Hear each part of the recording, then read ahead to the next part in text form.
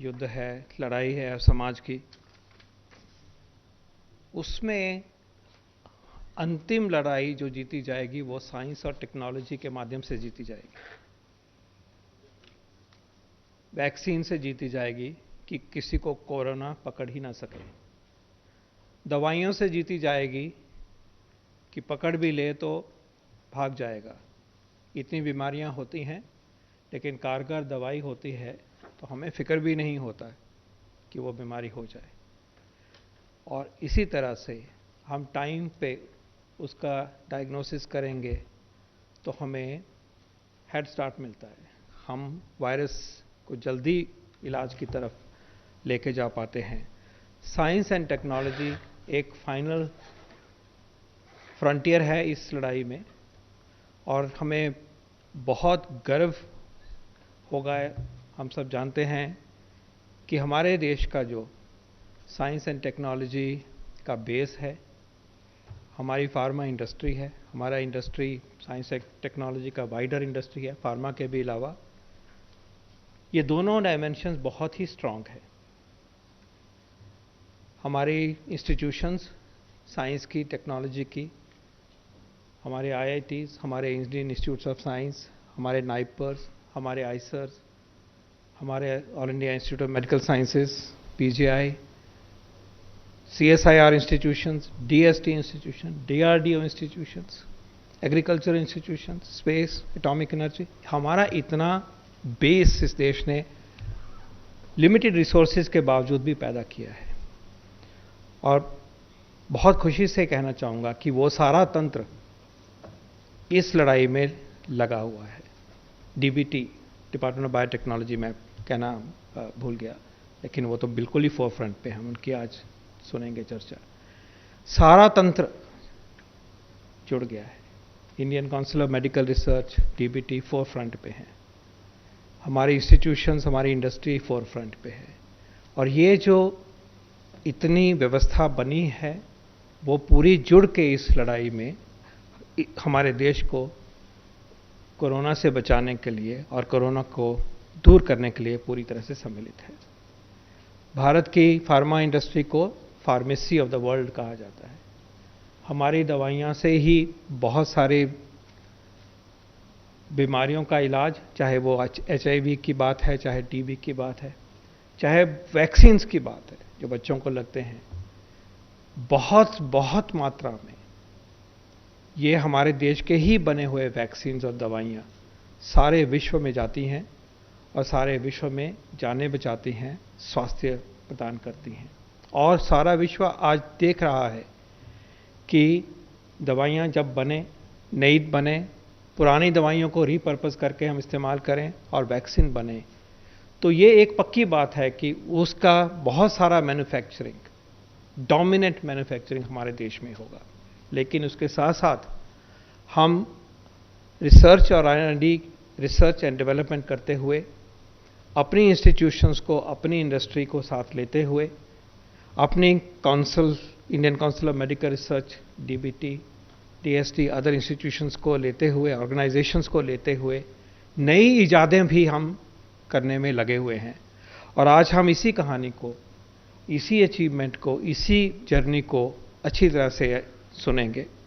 आपको याद होगा माननीय प्रधानमंत्री जी ने पिछले महीने जब देश को संबोधन किया था तो उन्होंने एक क्लेरियन कॉल दिया, आह्वान किया कि आप साइंस सॉल्यूशंस ढूंढिए, वैक्सीन ढूंढिए, और देश के नौजवानों को, वैज्ञानिकों को, और कहा कि इसमें आप आगे बढ़िए। और ये उन्होंने कहा कि ये देश के लिए नहीं है, मानवता के लिए हमने ये सॉल्यूशंस ढूंढने हैं। तो दुनिया भी देख रही है, हमारा देश भी देख रहा है। मैं निवेदन करूंगा डॉक्टर के विजय राघवन जी से कि आज हमें विस्तार से बताएं कि इन साइंस सॉल्यूशंस के लिए, vaccines, drugs, diagnostics, other technologies में हमारा देश किस तरह से आगे बढ़ रहा है और कैसे हम इस लड़ाई को उस मोर्चे पे भी जीतेंगे। और ये सॉल्यूशंस हम अपने देश के लिए, मानवता के लिए, विश्व के लिए प्रदान करेंगे। Over to you sir. धन्यवाद डॉक्टर पॉल। नमस्कार। जैसे डॉक्टर पॉल ने कहा, कोविड-19 जो सार्स कोरोना वायरस 2 फैलाती है, उसके खिलाफ हमारे पास 5 तरह के कार्य करनी चाहिए जीतने के लिए। एक तो हमारी हाइजीन ठीक होनी चाहिए, यानी मास्क पहननी चाहिए, हाथ साफ करनी चाहिए, दूसरी सरफेसेस को साफ करनी चाहिए, तीसरी फिजिकल डिस्टेंसिंग मीट करनी चाहिए। ये तीनों आसान लगते हैं, लेकिन जैसे लॉकडाउन निकलती है वो करना मुश्किल है, और उसके लिए साइंस एंड टेक्नोलॉजी से तरह तरह के सॉल्यूशंस निकालनी चाहिए। चौथे और पांचवें ट्रैकिंग और टेस्टिंग है। ये 5 हमारे हाथ में, हमारे सोसाइटी के हाथ में अभी भी हैं, जब हम वेट करते हैं वैक्सीन और ड्रग्स के लिए। वैक्सीन और ड्रग्स के साथ हम वायरस को और तेजी से अटैक कर सकते हैं डायरेक्टली, लेकिन हमें पहले समझना पड़ेगा वैक्सीन्स कैसे एक्ट करते हैं और कितना समय लगता है, और बनने के बाद कैसा डिस्ट्रीब्यूट होता है। वैक्सीन्स एक तरह है कि वो जिस तरह से वायरस हमारे अंदर आके हमारे एंटीबॉडी रिस्पॉन्स उसके खिलाफ लड़ती है, लेकिन रोग इसीलिए फैलती है, the disease spreads because the antibody, the immune response takes a little longer and the virus by the time overwhelms us. With the vaccine के साथ हम जब वायरस आती है तब हम तैयार हो सकते हैं हमारे इम्यून रिस्पॉन्स के साथ। उसके लिए हमें इंजेक्ट करना पड़ता है कुछ वायरस जैसे ही प्रोटीन या पार्टिकल इंजेक्ट करना पड़ता है, ताकि हमारा इम्यून सिस्टम तैयार हो। लेकिन एक चीज याद रखिए, वैक्सीन हम नॉर्मल लोग को देते हैं, बीमार या almost in very late stage लोगों को नहीं देते, साधारण पॉपुलेशन को देते हैं। इसलिए वैक्सीन का क्वालिटी, सेफ्टी बहुत जरूरी है कि पूरी टेस्ट हो। साधारणतः vaccine 10 to 15 years it takes, और कॉस्ट होती है $200 या $300 million.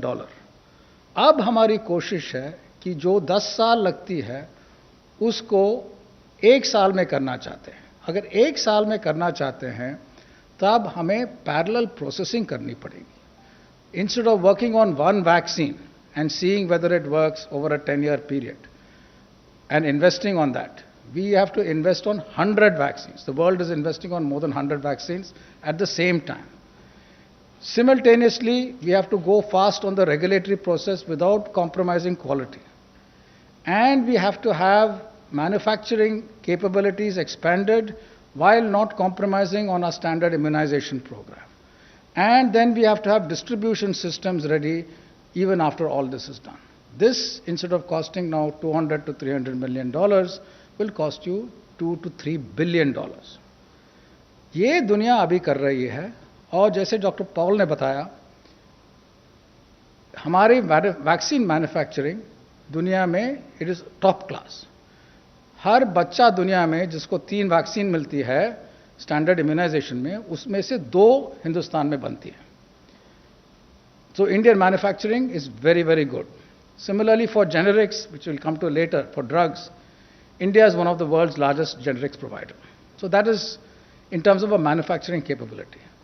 But what has happened amazingly now is over the last few years, because of multiple kinds of investment, our vaccine companies are not only into manufacturing, but they are also into vaccine development and R&D for vaccines. So they're trying to be amongst the best in the world to do this. And this is a big challenge because there are all sorts of investments and time which takes to become globally competitive and effective.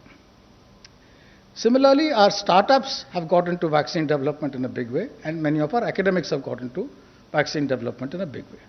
So there are about a total of 30 groups in India, big industry to individual academics, who are trying to develop vaccines, of which about 20-ish are keeping a good pace. Yet, this is a very competitive area. One final point about vaccines before I give you some examples is because this is such a risky process and we don't know who will win, different companies in the world, Indian companies, other companies, will stockpile vaccines even before they are ready, in the hope that what they are stockpiling will be effective. But ये मालूम नहीं है कि वो effective होगी कि नहीं. अगर मान लो इफेक्टिव नहीं है तो पूरा स्टॉक पाइल वेस्ट हो जाती है. इसीलिए ग्लोबल कंसोर्शियम्स आते हैं जिससे आप स्टॉक पाइल करना चाहते हैं, लेकिन आपको अगर आपका वैक्सीन वेस्ट हो जाती है तो किसी और का वैक्सीन हमारे यहाँ आ जाएगी. In other words, there has to be equity of access and risk mitigation also done. This is again global consortia in which India is a part also discussed this. Now in this situation there are many vaccine efforts in India which I will give you some examples. They broadly fall into 4 categories. किन तरह के vaccine हो सकते हैं? एक तो they are called mRNA vaccines. This is the virus का genetic material का एक कंपोनेंट लेके उसी को आप इंजेक्ट कर लेते हैं. वो हमारे शरीर उसको ट्रांसलेट करके वायरल प्रोटीन बनाती है और इम्यून रिस्पांस तैयार होती है. जब वायरस आती है तब वो इम्यून रिस्पांस तैयार है. दूसरी तरह की वैक्सीन जो है वो स्टैंडर्ड वैक्सीन डेवलपमेंट, स्टैंडर्ड कहते हैं उसको, कि एक week version of the virus लेते हैं जो फैलती है लेकिन कोई बीमारी उससे नहीं होती. जैसे हमारे यहाँ जो रोटावैक वैक्सीन आई थी वो एक एटेन्युएटेड स्ट्रेन से बनाया गया जो रोटावायरस स्ट्रेन है लेकिन कोई प्रॉब्लम उससे नहीं आती. उस तरह के वैक्सीन्स भी होते हैं. कोविड-19 के लिए भी कुछ लोग कोशिश कर रहे हैं. तीसरी, किसी और वायरस की बैकबोन में इस वायरस के कुछ प्रोटीन कोडिंग रीजन को लगा के वैक्सीन बनाते हैं. तो ये तीसरी तरह की वैक्सीन है. और चौथी, ये वायरस का प्रोटीन लैब में बना के उसको एक दूसरे स्टिमुलस के साथ, एडजुवेंट कहते हैं उसको, लगाते हैं. ये 4 तरह, हर तरह की वैक्सीन कई साल लगते हैं नॉर्मली, और ये 4 तरह के वैक्सीन सब लोग ट्राई कर रहे हैं. तो क्या हो रहा है देश में? एक हमारे कई कंपनीज हैं, वो उनका नाम नहीं लूँगा, आप सबको मालूम है. कुछ लोग एक फ्लू वैक्सीन के बैकबोन में कर रहे हैं. वो लगता है कि वो लेट प्री क्लिनिकल स्टेजेस में है अभी. लगता है कि अक्टूबर इस साल तक वो प्री क्लिनिकल स्टडीज हो जाएगी. कुछ और फरवरी 2021 में एक प्रोटीन बना के तैयार रहे हैं. और कुछ स्टार्टअप्स हैं, जैसे हमारे इंडियन इंस्टीट्यूट ऑफ साइंस में और दूसरे जगह स्टार्टअप्स हैं जो बड़े कंपनी के साथ यहाँ और बाहर कोलैबोरेट कर रहे हैं और वैक्सीन बना रहे हैं. और कुछ हमारे एकेडमिक इंस्टीट्यूट्स हैं, वहीं बना रहे हैं कई तरह के वैक्सीन. ये 4 तरह के वैक्सीन हर जगह ट्राई किया जा रहा है. साथ साथ हमारे वैक्सीन कंपनीज बाहर के वैक्सीन कंपनीज के साथ भी कोलैबोरेट कर रहे हैं, जिसमें या वो लीड कर रहे हैं या हम लीड कर रहे हैं. सो 3 ब्रॉड तरह के वैक्सीन एफर्ट्स हैं. एक जहां हम खुद यहां ट्राई कर रहे हैं, दूसरा कोलैबोरेट कर रहे हैं जहां हम लीड कर रहे हैं उन बाहर के लोगों के साथ, और तीसरे बाहर के लोग जहां लीड हैं उनके साथ कोलैबोरेट कर रहे हैं.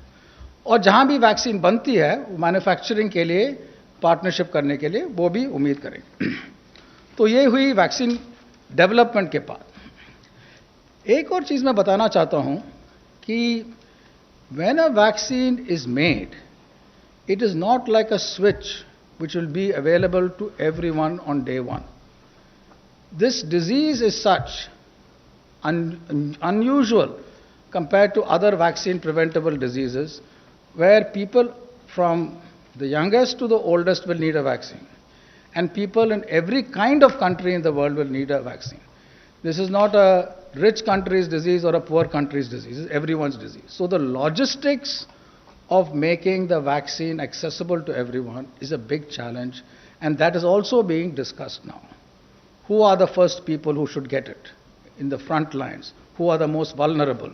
How does one form protective rings by giving to specific kinds of people at specific times? That is one thing. Second thing, people often ask, when will the first vaccine come? As if when the first vaccine comes, all other vaccines are meaningless.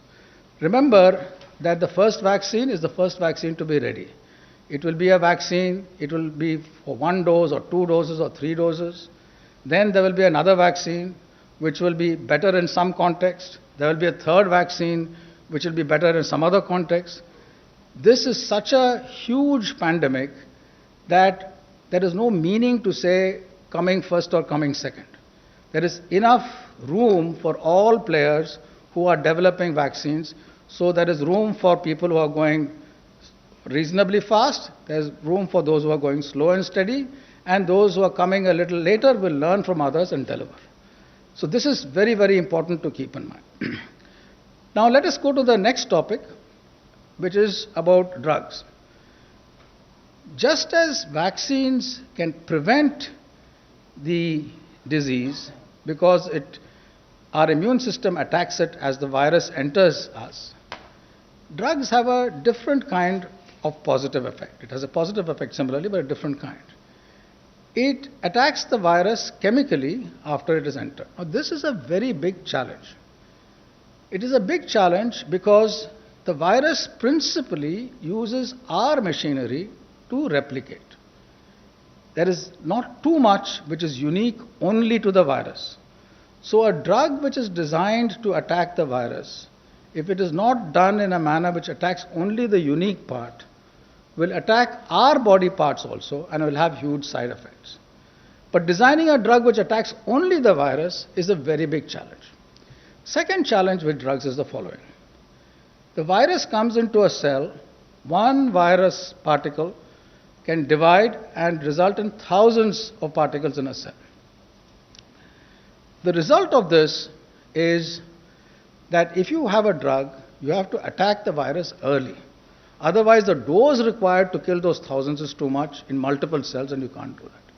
Well, that is a challenge. You have to give it at the early stage. So drugs can be, which are given at the early stage. The advantage of drugs is that even after the disease itself has gone, there would be other kinds of drugs which are used to treat later symptoms. They are also very useful. So drug is very important. Now there are three broad categories of drugs which we can have. Two, I'll leave the third aside for now. Ek though, you look at drugs which are already available for all sorts of other illnesses. And by some rational analysis, you say that, look, these kinds of drugs can be repurposed to be used against COVID-19. That is very important. For example, if there's a drug which affects viral replication, then in one case, it could work over here. Remdesivir is such a case, right? So there are others which will affect the acidity of different compartments inside the body where the virus goes, and that could be more general. So there are these kinds of drugs which one can try, and proper efforts need to be made to check whether they work. The nice thing if they work is that you already have a drug which is available and it will work fast. The other is to design new drugs, and designing new drugs is a very, very big challenge. Just like with vaccine, it takes a very, very long time. And most attempts fail, therefore you have to try a lot. What we have embarked upon something in India is something rather unusual. In addition to our science agencies working on drug development and design and laboratory work, the CSIR and the AICTE have embarked on a drug discovery hackathon. Now, this is not a routine kind of hackathon. This is a very high-end hackathon where students are trained with information on how to do computational drug discovery, and they will get access to the expensive computational tools to design drugs. And once certain candidates look good computationally and having a right fit, they can then be taken through startups in partnership with CSR through laboratory routes to test. Will this work? This is very, very low probability of working if you try it on a small scale. But if you try it on a very large scale, you've bought enough lottery tickets, the hope is that some of them will be winners. So this is what is happening in drug discovery, both the repurposing and the new drugs. Finally, let me come to testing and diagnosis. First of all, one component of testing is to test for the presence of the virus. Those typically are called tests, which in common parlance today are called RT-PCR tests, but really they are testing for the viral genetic material. A new kind of test is likely to come up, which tests for the virus particles presence also. So there will be these two kinds of tests. The second kind is still not available. People are trying to make this in India and elsewhere on a commercial scale. Their quality needs to go up globally. That will happen. There are multiple kinds of nucleic acid tests, genetic material tests. The RT-PCR test is one. There are two other kinds of tests. One which involves a well-known technology called CRISPR-Cas9. A CSIR lab has developed that. That is likely to scale up well. There are variations on the RT-PCR. IIT Delhi has developed a version which is very good. There is another test which involves like a strip and fluorescence. Chitra Institute has developed that. So these are all different kinds of nucleic acid tests. And finally, there are tests which are called, in public parlance, antibody tests. You've heard a lot of concerns about them. The concerns come because there are two components those tests need to have. A high level of sensitivity, so that even if the antibody levels are antibody levels are very low, you will be able to detect it. That's sensitivity. And the other is specificity. The test should not detect something else. It should detect antibodies against this virus. If both these are very high, then the test can be used at an individual level. If they are high but not high enough for an individual level, they can be used in community surveillance, interpreted correctly in the context of the community you're doing. So that is also being scaled up. There are multiple routes which are happening, and this will also go up. Overall, in terms of testing, in addition to the specific tests, several new laboratories in a hub and spoke model pushed by the Department of Biotechnology in coordination with all the other science ministries is also taking place. So this is the summary of the vaccines, drug discovery and testing. Thank you. Thank you very much, sir. Friends, any question on this? I think, okay, number 13. Sir, एक चर्चा जो लगातार हो रही है कि virus जिस country के थ्रू गुजर रहा है वहाँ उसके इन्वायरमेंट के हिसाब से वो लोकलाइज होता जा रहा है। तो मैं जानना चाहूँगा कि स्ट्रेन की बात करें या फिर म्यूटेशन की बात करें, जनवरी से लेके अब तक भारत में रिसर्च क्या कहता है, कितना म्यूटेट कर चुका है, म्यूटेशंस के कितने टाइप हैं, स्ट्रेन्स की क्या फाइंडिंग है। ये भी बताया जा रहा है कि अलग अलग स्ट्रेन पेशेंट पे अलग अलग रिएक्ट कर रहा है, जिससे मोर्टेलिटी को भी रिलेट करके देखा जा रहा है। उसके बारे में बताइए। सारी दुनिया में और यहाँ भी हमारे लेबोरेटरीज जब भी वायरस सैंपल लेते हैं, कई लोग उसकी जेनेटिक सीक्वेंसिंग करते हैं। उसका मतलब क्या है? पहले हमें ये ध्यान रखना चाहिए कि वायरस के सीक्वेंस के बदलाव से उसका प्रॉपर्टीज चेंज कर सकते हैं, लेकिन इसका मतलब ये नहीं है कि जब वायरस की सीक्वेंस में चेंज होती है उसका प्रॉपर्टीज हमेशा चेंज होती है। यानी कि कई बार ऐसा हो सकता है कि कुछ जगह वायरस के सीक्वेंस में चेंज हो जिसमें उसकी प्राइम एक्टिविटी में कोई फर्क नहीं पड़ती, लेकिन वो उससे ये अंदाज हमें मिलती है कि कहाँ कहाँ से वायरस आई, उसकी ज्योग्राफिकल डायरेक्शन पता होती है, सिर्फ और कुछ नहीं मालूम होती है। उससे कंक्लूड करना कि इस चेंज से ये जो इन्फेक्शन की रेट हो रही है, बदलाव ये हुई, वो जंप नहीं कर सकते। वो करने के लिए काफ़ी और टेस्ट भी चाहिए। इन्फेक्शन रेट्स का बदलाव और क्या होता है हर जगह में, वो कई कारणों से होते हैं। वायरस एक कारण है, दूसरा हमारे शरीर के कारण है, तीसरा क्राउडिंग के कारण है, चौथा अस्पताल में क्या क्या होती है वो कारण है। तो ये जब 10-15 पैरामीटर हैं जिससे आउटकम बदलते हैं, हमें बहुत ध्यान देनी चाहिए कि एक बदलाव से क्या कंक्लूजन ले या ना ले। लेकिन वायरस के जेनेटिक सीक्वेंस के चेंज से साधारणतः ये पता चलता है कि उसका रूट्स क्या हुई है। अब तक हमें ऐसा चेंज नहीं दिखाई दिया दुनिया में या यहाँ कि कुछ चेंज ऐसा हो कि उसका जो फंडामेंटल प्रॉपर्टीज पहले से जनवरी से अब तक चेंज हुई है। क्योंकि हमें ये भी मालूम है कि वायरस के जिस एरिया क्या क्या करती है, जो खास एरिया है जिससे इफेक्ट होती है, उसमें से कोई खास चेंज नहीं हुई है। 174. Hi, Jacob Koshi from the Hindu. Yeah. So that there has been a lot of talk about a vaccine candidate that was prepared, that has been developed at Oxford University, and which Serum Institute also announced that they would be probably taking forward.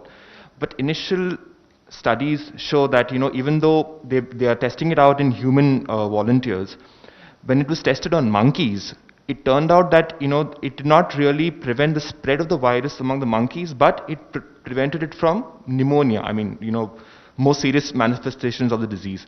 So, if at all were such a vaccine to be available, and would that serve India's purposes, or would it be ideal to wait for a vaccine that meets all the standards as vaccines typically in a normal world always do, or would we also be open to settling for whatever is the best available?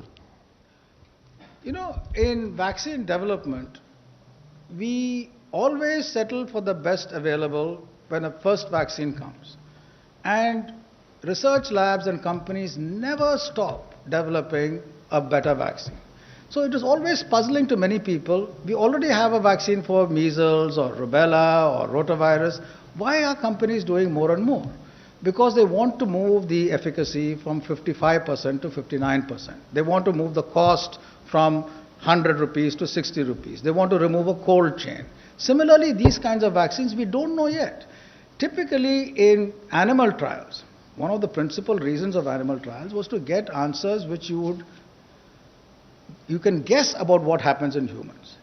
But one of the standard criticisms of animal trials was that how much can you extrapolate into humans?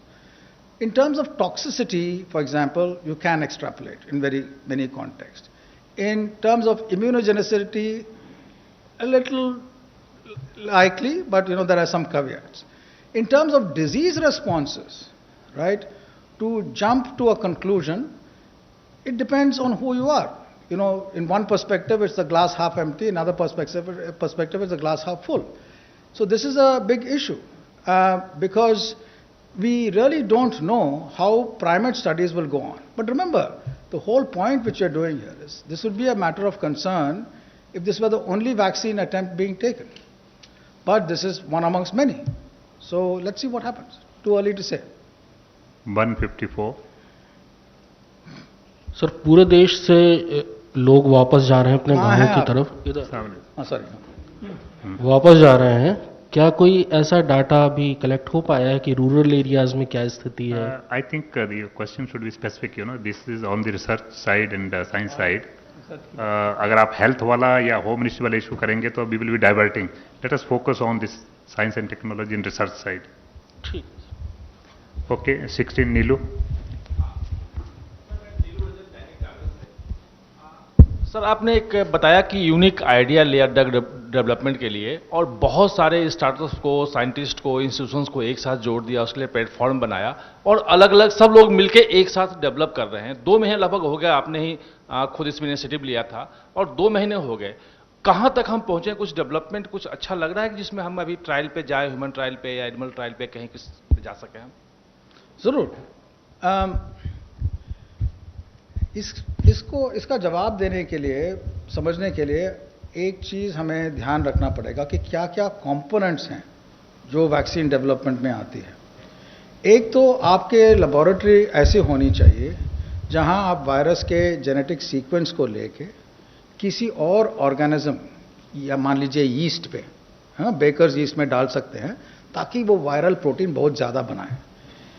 ये paper में लगता है कि बहुत आसान है, लेकिन ऐसा करने वाले लेबोरेटरी जो ठीक से कर सकते हैं, आइसोलेटेड कंडीशंस में कर सकते हैं, कम है. वो भी लोग किए हैं, या 2-3 लेबोरेटरी किए हैं. तो वो स्टेज आना ज़्यादा मुश्किल नहीं है.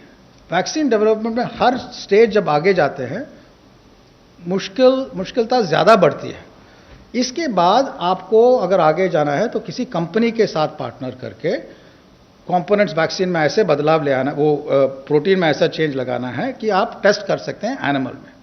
वो भी हो सकता है, वो भी हो चुकी है, कई जगह हो चुकी है, उससे वो क्या टॉक्सिक है या नहीं पता चलती है। तीसरा फेज 1 या फेज 2 ट्रायल्स पे जाना है, जहां जब ह्यूमंस में डालते हैं कोई मुश्किल नहीं होनी चाहिए ह्यूमंस को, वो बहुत मुश्किल है और वो इंडियन कंपनीज या इंडियन कोलैबोरेटर्स अब तक आए नहीं, लगता है कि कुछ महीने में 5-6 महीने में आ जाएंगे। ग्लोबल पार्टनरशिप के साथ जहां इंडियन कंपनीज कर रहे हैं वो आ जाएंगे उस स्टेज पे, उसके बाद आगे और फेज भी। 33 ANI. Sir, Pragya from ANI. So ICMR told us in April that there will be serological diagnostic testing that will be made in India. So if I want to ask you, when will the details of India's serological test be released, or what is the status of Sero survey? So let me focus on the kinds of tests available. What the Indian Council of Medical Research has done, and also another one of our Department of Biotechnology laboratories, is they have developed protocols for a test called ELISA, Enzyme Linked Immunosorbent Assay. That is a serological test in the sense that it looks at sera and tests for antibody. And that has a better likelihood, because of the way the test is done, of being both highly specific and sensitive. So the ICMR's test is being rolled out and tested. And as I said, these tests have an important role to play depending on the levels of sensitivity and specificity. For use at an individual level, certain bars are needed. If you don't have those bars, you can still use them for community testing in the context where you know what the community prevalence is. To know the community prevalence and therefore use this test on a larger scale, typically people use multiple other parameters to judge community prevalence. Whether people have colds or cough or fever or RT-PCR tests, other kinds of, SARI or ILI illnesses and so on. Then these tests are calibrated. So they have to be done very carefully in a scientific way. And then you also, when you get the result, you know the range. You don't say that this is there or not there. You say it is likely to be there with this likelihood within a range. So there are lots of caveats. So this will happen. But now there are other kinds of tests, including on this category, which will come, which also have a much higher sensitivity and specificity, which over the next few months, I think both nationally and internationally, you will have tests which can be applied at the individual level. They'll be very useful. 39. Okay, so what? Yeah. With 20? Yeah, coming. Sir, what is the need for a second test? How will it be different? And the other part, sir, in the absence of vaccine, how long do you think the norms of social distancing, because we are headed towards lockdown 4 ending, so what is going to be a new way of life in the absence of a vaccine?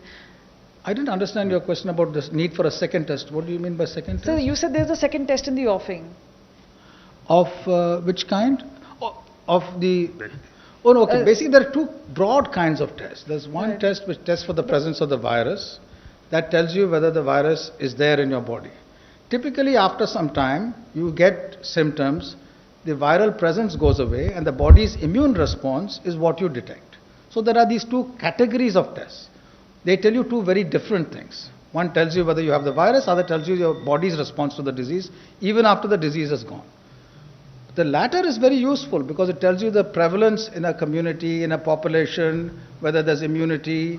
When the vaccine comes, or the vaccine itself has given immunity, that's important. The first is critical at the onset of disease, so they are very different. Your second part of your question, I forgot. So the second part is, in the absence of vaccine, because you're saying it's going to be How long do you have to maintain? is there going to be a long-term new way of life, or what's really going to happen in the next few months? Live life. No, as I said, even when the vaccine comes, you will have, distribution matters to be attended to. But fundamentally, I think it's important for us to not only stay calm, but to address every complexity in a way by which you break it down to its components and do it. None of this is unsurmountable or difficult, or that we have to wait for this magical vaccine to come. Vaccines will come, but they will have its complexities and it will go. What do we do till then? Simple. Cover your face, wash your hands, try to keep as much distance as feasible. Now that may be difficult as you open the lockdown, and therefore you have testing and tracing. That is very important. The moment someone has symptoms and is tested positive, then go back and look at their pre-symptomatic contacts, isolate them, right, until they're fine. This aggressive, very rapid testing and tracking is necessary. It is a community effort. It is not the effort of a contact tracing app or of the medical community, but it's a concerted effort of theirs as well as yours. If we do this, we can lead near normal lives while we wait for a vaccine for this disease. But importantly, we can deal with anything like this which comes on. 116. Kundan हूँ TV9 Bharatvarsh से। जो ये हाइड्रोक्सिन chloroquine को लेकर जो बातें हो रही थी, जिस तरह के सर्वे हो रहे थे, ICMR और सब लोग जांच भी कर रही थी, क्या उसमें निकल के आया है? क्या ये दवा सही में कारगर है, या फिर क्योंकि WHO ने भी सवाल उठाया और फ्रांस ने तो शायद बैन भी कर दिया है कल से।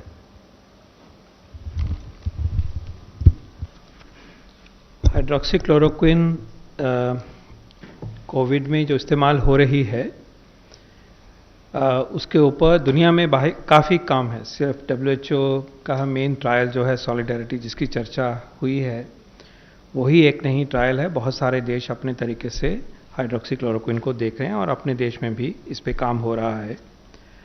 हम जब इस मेडिसिन को देखते हैं, इसका एक्सपीरियंस देखते हैं, पिछला मलेरिया में इस्तेमाल हुआ है, जो क्लोरोक्विन कंपाउंड मेन कंपाउंड है, हाइड्रोक्सीक्लोरोक्विन रिलेटेड कंपाउंड है। इसकी जो साइड इफ़ेक्ट्स हैं उससे भी कम है। लॉन्ग टर्म यूज़ होता है उसका रूमेटॉइड में और भी ऑटोइम्यून डिजीज़ में। तो ये फेमिलियर ड्रग है, देश में खूब बनती है और इनएक्सपेंसिव है। और इसमें रिसर्च होती जाएगी, नए समझ आती जाएगी।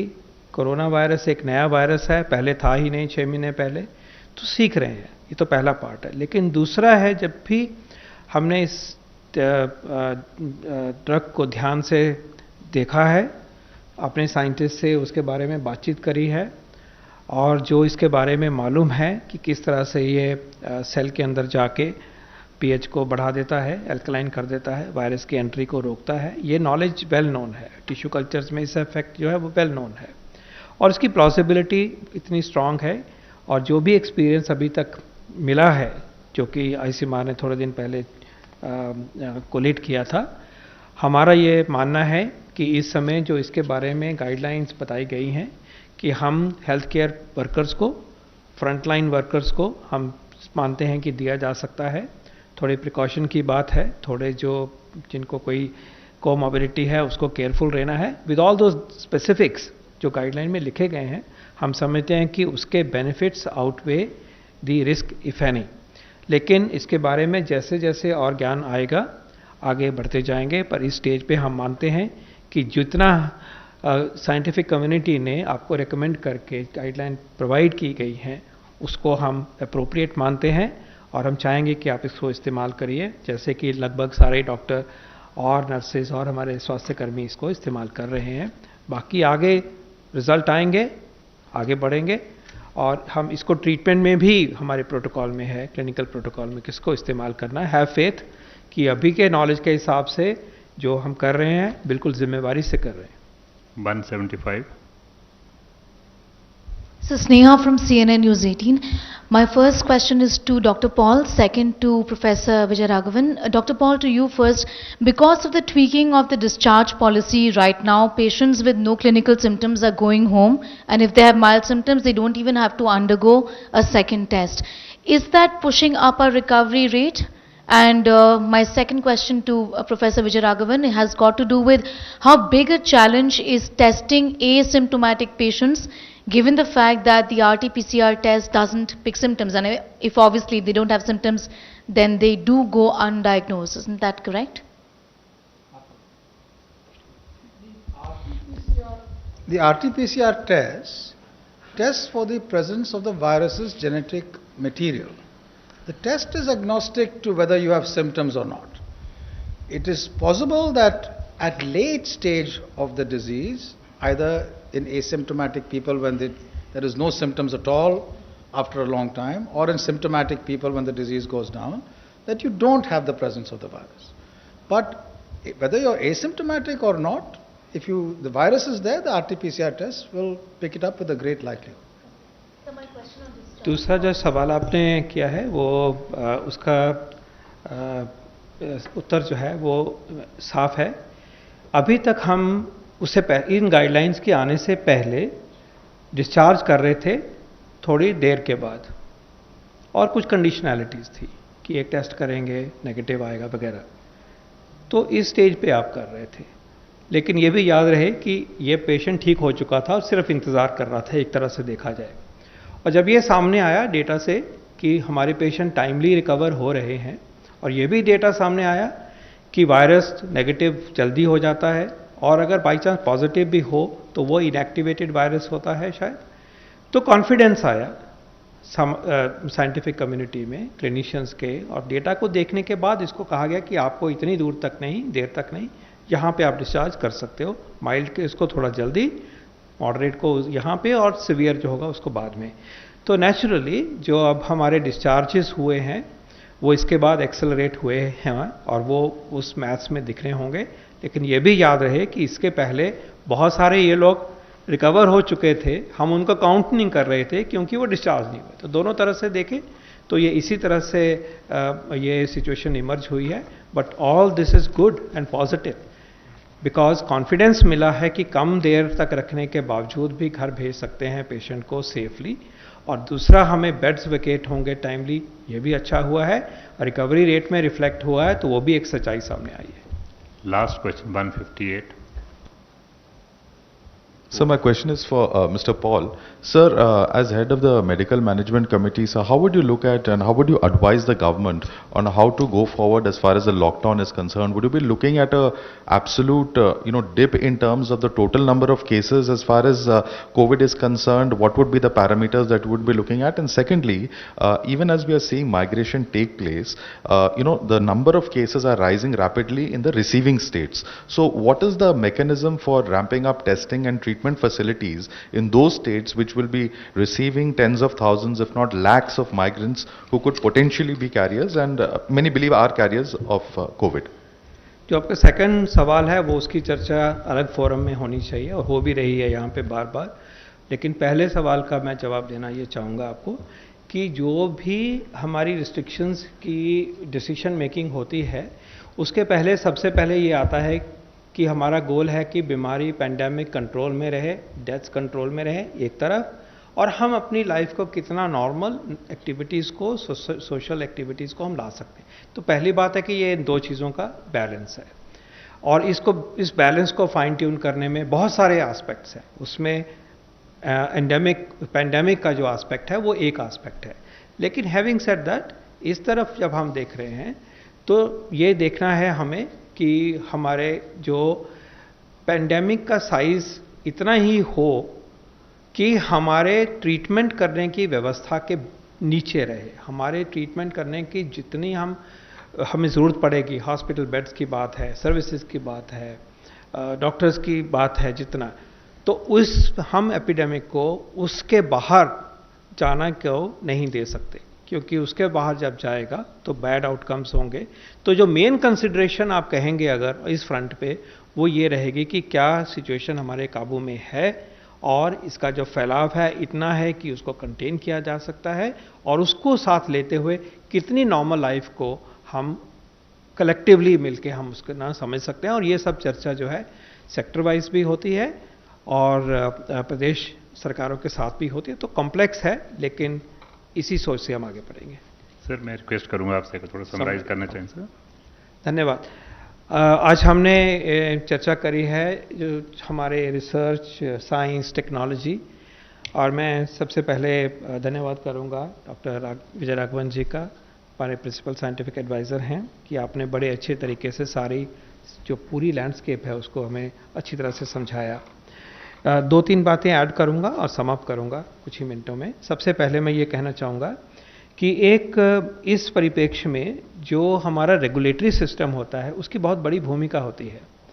मान लीजिए कि एक दवाई को हमने देश में लाने की परमिशन देनी है, या ट्रायल करना है, या वैक्सीन का ट्रायल करना है, उसमें क्योंकि ह्यूमन सेफ्टी का एंगल बहुत बड़ा होता है कि उसमें फ्रॉड नहीं हो, गलती नहीं हो, ऐसा ना हो कि वो नुकसान ही कर दे, तो रेगुलेशन उसको पकड़ने की कोशिश करती है, तो टाइट देखती है, स्क्रूटनी करती है। तो मैं बहुत खुशी से कहना चाहूँगा कि जो हमारा रेगुलेटरी सिस्टम है, जो CDSCO है, office of the drugs controller general of India है, और इसी तरह के रेगुलेटरी सिस्टम ICMR के अंतर्गत जो है, DBT के अंतर्गत है, वो बिल्कुल उनको इतना, वो अपने मिशन मोड में काम कर रहे हैं।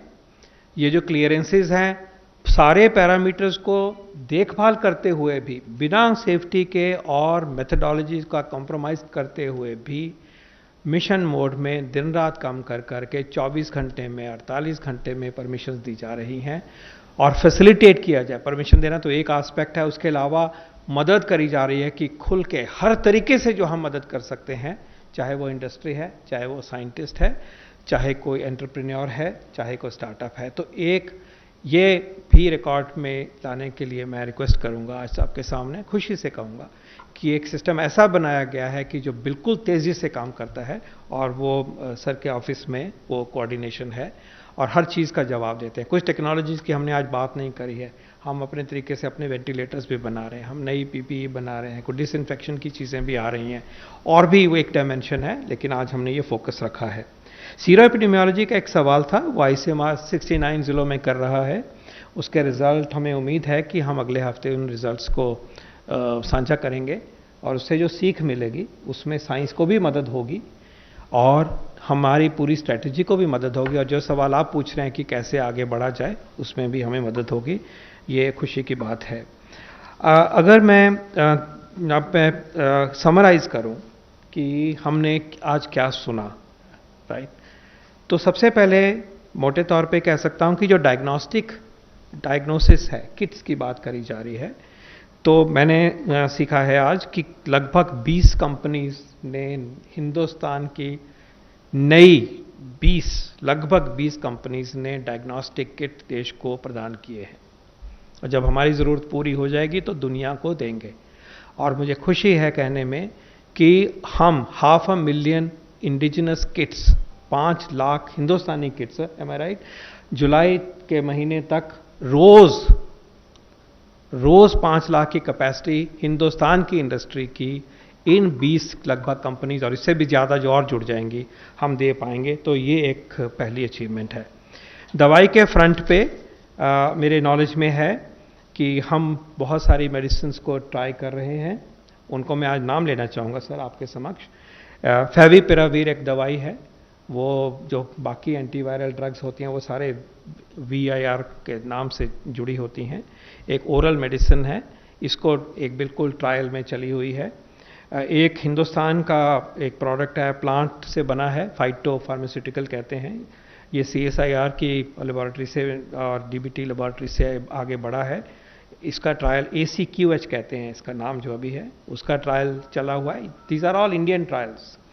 एक इटोलिजुमैब है जो कि एक आर्थराइटिस में दी जाती है, सोरेटिक आर्थराइटिस में, लगता है कि उसका इसमें रोल है, उसका एक ट्रायल चला हुआ है।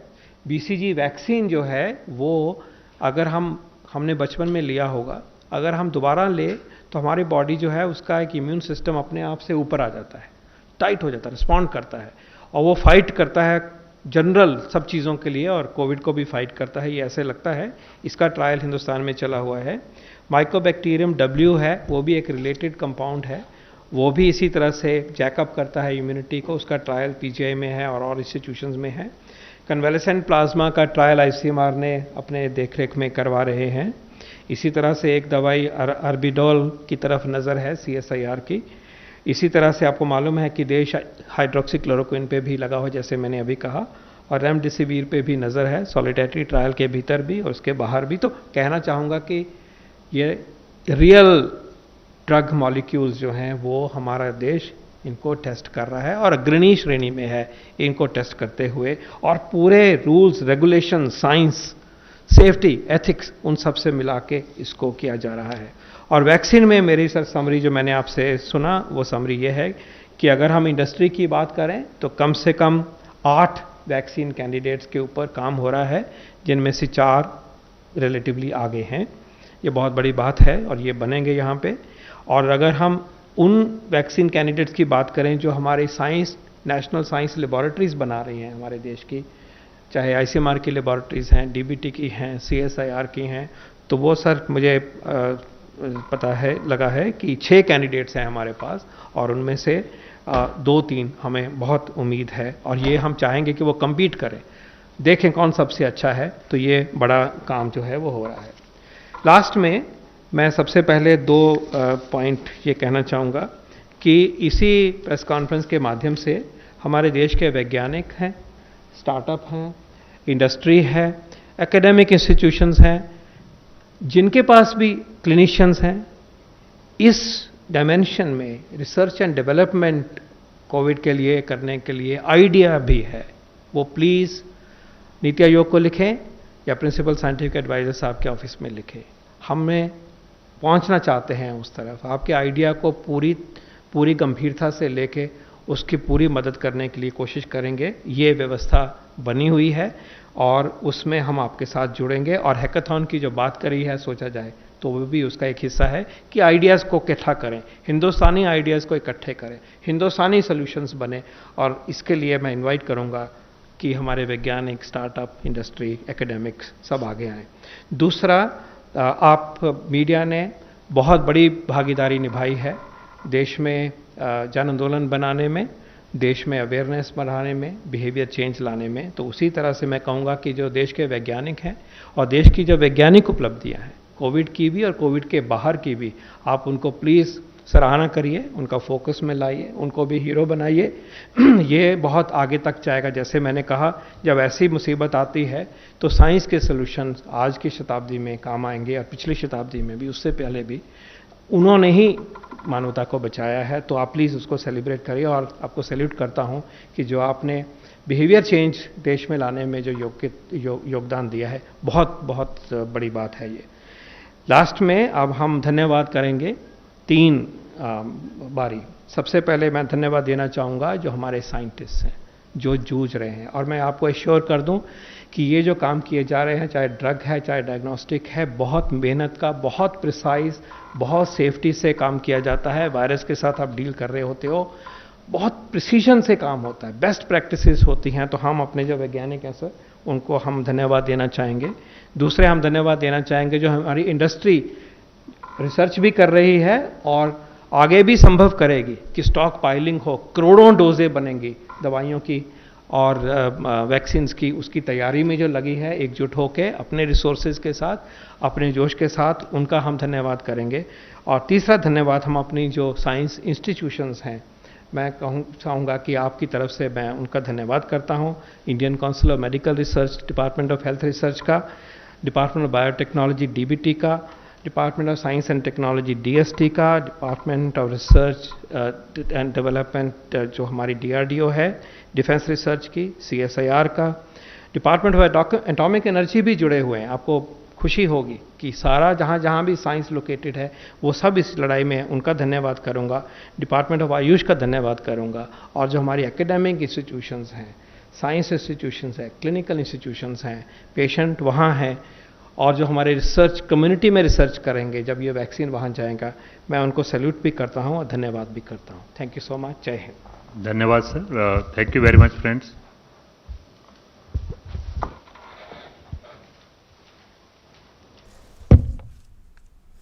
Well, there you heard